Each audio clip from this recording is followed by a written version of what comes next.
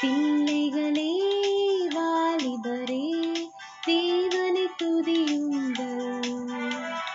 வாழ்வதனை அவர் பணிக்கே கொடுத்தனின் துதியுங்கள்.